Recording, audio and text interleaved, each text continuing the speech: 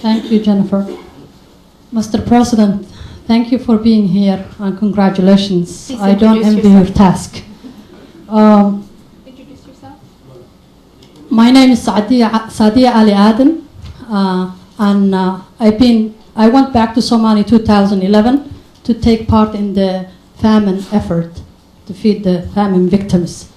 I have a twofold question. My first one is, in October, Mary Harber, who wrote the book titled Getting Somalia Wrong, spoke at USIP.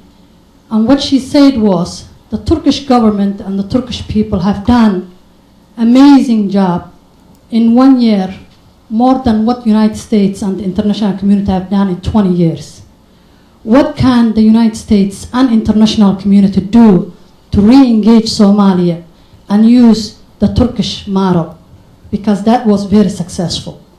And the second question is that there is Amazon troops inside Somalia. Each soldier gets paid $2,200. The Somali soldier gets 100. Now I know it was increased to $300.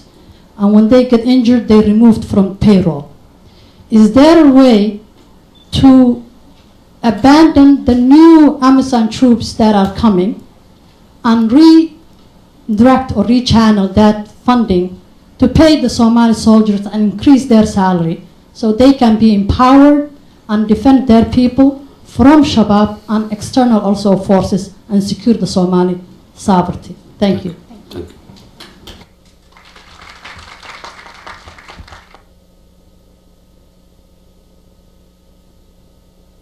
Thank you very much, Mr. President. My name is Mohammed Ademo. I'm a graduate student at Columbia University in New York.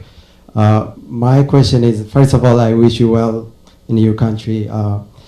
I'm very much satisfied on your answer about the journalists, but as you know, about 12 journalists has been killed in just the last year and many more over the years, and I hope you continue to do more in terms of protecting the journalists.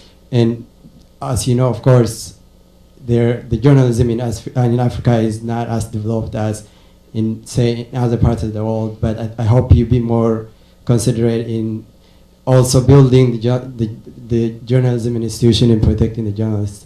My question is, as you try to build a Somalia that is at peace with itself and also with its neighbors, you also know that Somalia does not have a very good history with some of its neighbors, and I'm an Ethiopian journalist, so you sort of know where I'm going with this. So there, as you know, Ethiopia has forces on the ground in your country. That is not necessarily part of AMISOM and other efforts. And you also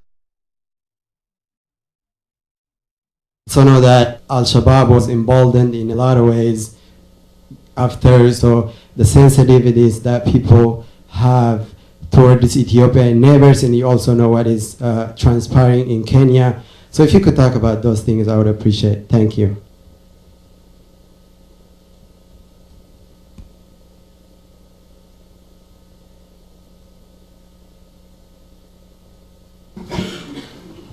Thank you very much. Basto, if I start, the Somali forces cannot be trusted. Well, I would like to say the past, it was not only